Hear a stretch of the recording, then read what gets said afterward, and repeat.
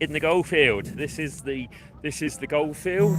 Now you can see there's quite a lot of gliders in this field, but crucially, not many of those have actually flown the task before coming here. There's quite a lot that dropped out without finishing the course. So, and in fact, there's only 3 of us who have made the goal after having actually flown the task.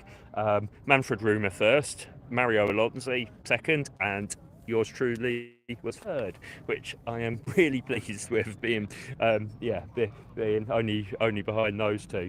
And I was less than 10 minutes behind Mario as well, which not bad, I think.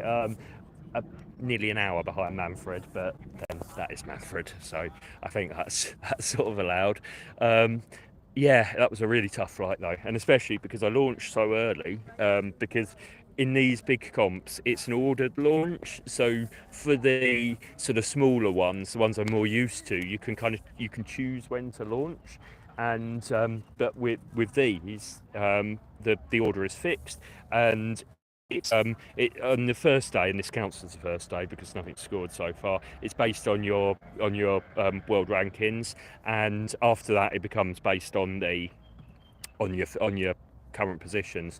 But because normally starting early is considered an advantage, gives you time to feel the air, to get in the air and sort of get established before the task starts. But it was a really long wait today between launching. It was about an hour and a half before I even started the task. So and then with I was in the air for 3 hours 45 minutes, I think, which is quite quite long by my standards, certainly.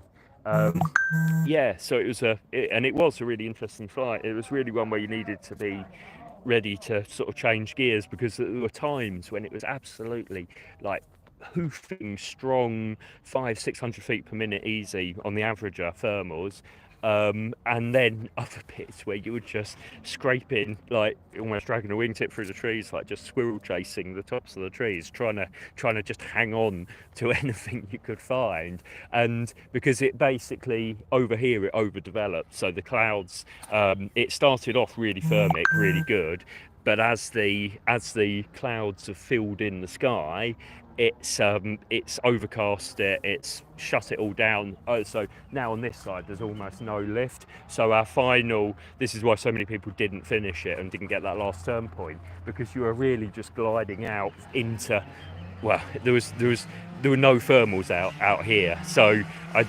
like so the first so the flight was first I didn't get a very good start. Actually, I wasn't great in the sort of in the middle, I think, at the start. So didn't really manage to pull away. It didn't get a great start. I think I was picking up places as I was going through the task, and just trying to stay high. That was the main thing.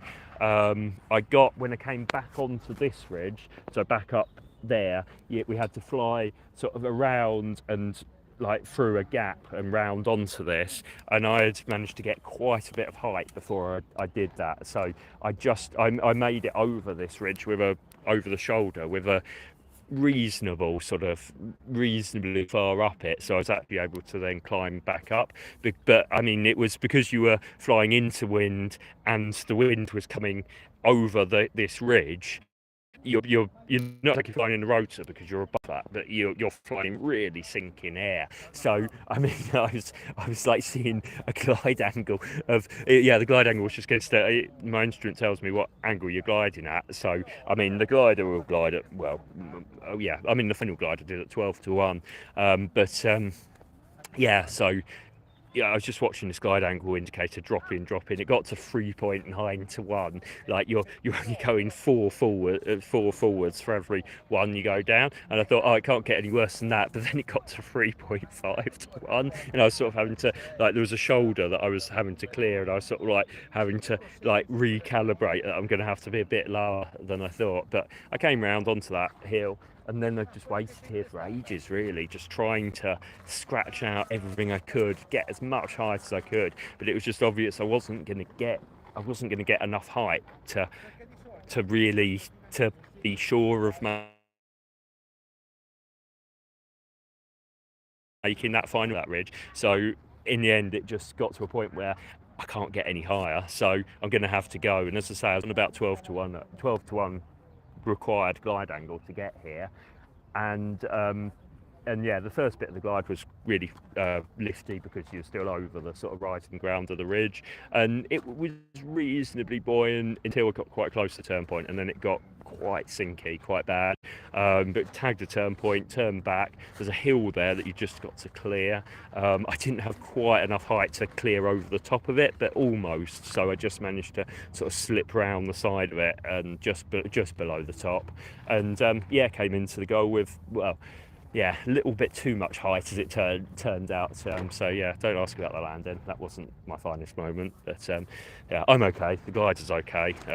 Fortunately, there's a fence which isn't quite okay, but apart from that, yeah. So just had a little, kind of ironic when I was trying to spend all that time just trying to get that extra few feet of altitude and that little bit of more glide out of it, that when I come into land, and it's literally flat calm, there is not a breath of wind here, and I just misjudged it a little and came in a bit too high with a bit too much speed, and just couldn't quite stop before the end of the field. But as I say, no harm done.